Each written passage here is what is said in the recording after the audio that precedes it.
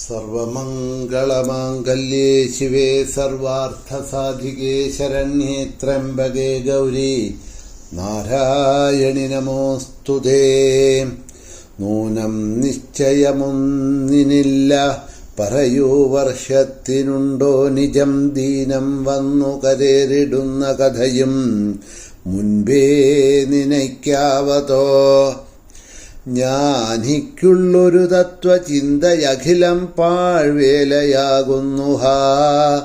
താനോ ജീവനൊരസ്ഥിരത്വമതിനാൽ നിസ്സാരമാണൊക്കെയും. ദേവീ ശരണം അമ്മേ. സുപ്രഭാതം, ശുഭദിനം. എല്ലാ ധന്യാത്മാക്കൾക്കും പുലർകാലവന്ദനം. ശ്രീമദ് ദേവി ഭാഗവത നിത്യപാരായണ പരമ്പരയുടെ ഇന്നത്തെ യജ്ഞവേദിയിലേക്ക് എല്ലാ സജ്ജനങ്ങൾക്കും സുസ്വാഗതം. ശ്രീമദ് ദേവി ഭാഗവതം ഷഷ്ഠസ്കന്ധം 2-ാമത്തെ അധ്യായം വൃത്രാസുരചരിതം ആണ് നമ്മൾ അവലോകനം ചെയ്തുകൊണ്ടിരിക്കുന്നത്. അതിൽ ത്വഷ്ടാവിൻ്റെ പുത്രനായിട്ടുള്ള ത്രിശിരസ് എന്ന് പറഞ്ഞ വിശ്വരൂപൻ തപസ് ചെയ്ത് ആ തപസ്സിൽ അസൂയാലുവായിട്ടുള്ള ദേവേന്ദ്രൻ തൻ്റെ സ്ഥാനം നഷ്ടപ്പെടുമോ എന്ന് ഭയന്ന് അധർമ്മമാർഗത്തിലൂടെ താപസികനായ അദ്ദേഹത്തിനെ തൻ്റെ വജ്രായുധം കൊണ്ട് വധിച്ചു എന്ന കഥയാണ് നമ്മൾ പറഞ്ഞു വന്നത്. കാട്ടിൽ ആർക്കും യാതൊരു വിധത്തിലുള്ള ദോഷവും ചെയ്യാതെ കണ്ട്, ആരോടും ശത്രുഭാവം ഇല്ലാതെ കണ്ട്, ഭഗവാനെ യജിച്ചുകൊണ്ട് തപസ് ചെയ്തുകൊണ്ടിരുന്ന തൻ്റെ പുത്രനായിട്ടുള്ള വിശ്വരൂപനെ നിർദാക്ഷിണ്യം ഇത്തരത്തിൽ ചെന്ന് തൻ്റെ തന്നെ അനുജനായിട്ടുള്ള ഇന്ദ്രൻ സ്വന്തം പുത്രന് തുല്യനായിട്ടുള്ള വിശ്വരൂപനെ വധിച്ചു എന്നത് കണ്ടപ്പോൾ അച്ഛനായ ത്വഷ്ടാവിന് സഹിച്ചില്ല. തൻ്റെ തപോബലം കാണിച്ചു കൊടുക്കാം എന്ന് നിശ്ചയിച്ച അദ്ദേഹം അധർവണ മന്ത്രം കൊണ്ടുള്ള ഒരു ആഭിജാത്യ ഹോമം തുടങ്ങി എന്നാണ് പറഞ്ഞ് നിർത്തിയത്. കൃതേ ഹോമേ അഷ്ടരാത്രം തു സന്ദീപ്താച്ച വിഭാവസോഃ പ്രാദുർബഭൂവ തരസാ പുരുഷ പാവകോപമാ.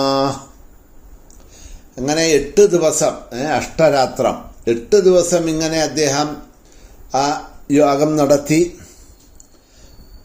നടത്തിയപ്പോൾ കത്തിജ്വലിക്കുന്നതായിട്ടുള്ള ഹോമാഗ്നിയിൽ നിന്ന് അഗ്നിതുല്യനായിട്ടുള്ള ഒരുത്തൻ ഉടനെ ആവിർഭവിച്ചു, ഒരു രൂപം ആവിർഭവിച്ചു അല്ലെങ്കിൽ സൃഷ്ടിക്കപ്പെട്ടു.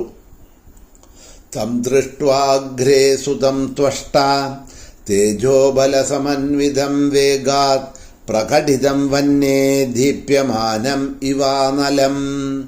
തേജസ്, ബലം ഒക്കെ ഒത്തുചേർന്ന പുത്രനെ ത്വഷ്ടാവ് അഗ്നിയിൽ നിന്നും പ്രകടമായത് കണ്ടു. ഇവിടെ അഗ്നിയിൽ നിന്നുമാണ് സൃഷ്ടിക്കപ്പെട്ടത്, ത്വഷ്ടാവാണ് ആ സൃഷ്ടി ചെയ്തത് എന്നതുകൊണ്ട് ത്വഷ്ടാവിൻ്റെ പുത്രൻ എന്ന് നമുക്ക് പറയാം. അഗ്നികുണ്ഡത്തിൽ നിന്ന് കത്തിജ്വലിക്കുന്ന അഗ്നിയെപ്പോലെ ഉയർന്നു വന്ന് മുന്നിൽ നിൽക്കുന്നതായിട്ടുള്ള ആ പുത്രനെ കണ്ടിട്ട് ത്വഷ്ടാവ് പറഞ്ഞു, ഇന്ദ്രശത്രോ വിവർദ്ധസ്വ പ്രതാപാൽ തപസോ മമ. ഇന്ദ്രശത്രോ, ഇന്ദ്രന്റെ ശത്രുവായിട്ട് എൻ്റെ തപപ്രഭാവത്തിൽ വളർന്ന നീ വലുതാവുക. ക്രോധത്താൽ ഉജ്ജ്വലിക്കുന്ന ത്വഷ്ടാവ് അഗ്നിതുല്യം ജ്വലിക്കുന്ന പുത്രനെ തൻ്റെ തപോബലം കൊണ്ട് ഭൂമി ആകാശം മുട്ടുന്ന മാതിരിയുള്ള ഒരു സത്വമാക്കിയിട്ട് അവനെ വളർത്തി എന്നാണ് പറയുന്നത്.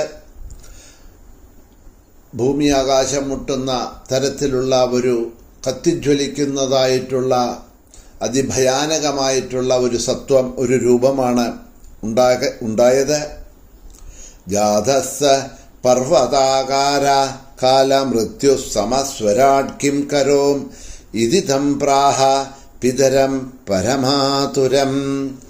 കാലമൃത്യുവിന് തുല്യനായിട്ടുള്ള അവൻ ഒരു പർവ്വതാകാരം, ഒരു പർവ്വതത്തിനെ പോലെയാണ് നിന്നത് എന്ന് പറയാണ്. എന്നിട്ട് അവൻ തന്നെ സൃഷ്ടിച്ച തൻ്റെ പിതാവായിട്ടുള്ള ത്വഷ്ടാവിനോട് ചോദിച്ചു, എന്തിനാണ് എന്നെ സൃഷ്ടിച്ചത്? ഞാൻ എന്താണ് ചെയ്യേണ്ടത്? കുരുമേ നാമകം നാഥ, എനിക്ക് എന്താണ് എൻ്റെ പേര്? എന്താണ് അങ്ങ് ചിന്തിച്ചു കൊണ്ടിരിക്കുന്നത്? അങ്ങയുടെ ദുഃഖത്തിൻ്റെ കാരണം എന്താണ്? എന്നെ സൃഷ്ടിച്ച എൻ്റെ പിതാവായിട്ടുള്ള അങ്ങയുടെ ദുഃഖമില്ലാതാക്കിയേക്കാം ഞാൻ. പിതാവ് ദുഃഖിച്ചിരിക്കെ മകൻ്റെ ജന്മം കൊണ്ട് എന്താണ് പ്രയോജനം? വേണമെങ്കിൽ അങ്ങയ്ക്ക് വേണ്ടി പിബാമി സാഗരം സദ്യ, ഇപ്പം തന്നെ ഞാൻ ഈ കടല് കുടിച്ചു വറ്റിക്കണോ? അത് വറ്റിക്കാം. ചൂർണയാമീ ധരാധരാൻ, ഈ പർവ്വതങ്ങളൊക്കെ കാണപ്പെടുന്ന പർവ്വതങ്ങളെയൊക്കെ തവിടുപൊടിയാക്കണോ ഇടിച്ച്? അത് ചെയ്തു തരാം. ഉദ്യന്തം വാരയാമ്യദ്യ, ഉദിച്ചു വരുന്ന തേജോമയനായ ആദിത്യനെ തടഞ്ഞു നിർത്തണോ? അതിനെ തടഞ്ഞു നിർത്താം. ദേവന്മാരോടുകൂടി ദേവേന്ദ്രനെ സംഹരിക്കണമെങ്കിൽ അത് ചെയ്യാം. യമനെയും മറ്റ് ദേവന്മാരെയും തകർത്ത തരിപ്പണമാക്കണം എന്നുണ്ടെങ്കിൽ അത് ചെയ്യാം. ഈ ഭൂമിയെ തന്നെ കടപുഴ ഇടക്കിയിട്ട് എല്ലാറ്റിനെയും കൂടി കടലിലേക്ക് എറിഞ്ഞേക്കാൻ. പണ്ട് ഹിരണ്യാക്ഷൻ ഭൂമിയെ കൊണ്ടുപോയിട്ട് രസാതലത്തിൽ വെച്ചില്ലേ, എന്ന മാതിരി ഭൂമിയെ തന്നെ വേണമെങ്കിൽ സമുദ്രത്തിൽ കൊണ്ടുപോയിട്ട് തള്ളാം. ഇങ്ങനെ എന്താ ചെയ്യേണ്ടത് എന്നൊക്കെ ആ പുത്രൻ ത്വഷ്ടാവോട് ചോദിച്ചു. എന്തായാലും തൻ്റെ ഉദ്ദേശകാര്യം നിർവഹിക്കാൻ താൻ സൃഷ്ടിച്ചതായിട്ടുള്ള അവൻ തയ്യാറാണ് എന്നറിഞ്ഞപ്പോൾ അത് തന്നെ ത്വഷ്ടാവിനെ അത്യധികം സന്തുഷ്ടനാക്കി. അങ്ങനെ പർവ്വത തുല്യനായിട്ടുള്ള ആകാരത്തോടുകൂടി തൻ്റെ മുന്നിൽ നിൽക്കുന്നതായിട്ടുള്ള താൻ സൃഷ്ടിച്ച പുത്രനോട് പറഞ്ഞു, വൃജിനാൽ ത്രാധുമധുന യസ്മാൽ ശക്തോസി പുത്രകാ തസ്മാൽ വൃത്ര ഇതി ഖ്യാതം തവ നാമ ഭവിഷ്യതി. ആദ്യം നാമകരണം, പേരിടലാണ് ചെയ്യണത്. ആദ്യം ചെയ്യേണ്ട കാര്യമാണല്ലോ. വൃജിനത്തിൽ നിന്ന് ത്രാണനം ചെയ്യാൻ, അതായത് വൃജിനം എന്ന് പറഞ്ഞാൽ ദുഃഖത്തിൽ നിന്ന് രക്ഷിക്കാൻ ശക്തനാണ് നീ. അതുകൊണ്ട് നിന്റെ പേര് വൃത്രൻ എന്ന് പ്രസിദ്ധമായി തീരും. അപ്പോൾ വൃത്രൻ എന്ന് പറഞ്ഞാൽ അതിൻ്റെ ഇവിടെ പറയുന്നതായിട്ടുള്ള അർത്ഥം ദുഃഖത്തിൽ നിന്ന് രക്ഷിക്കുന്നവൻ.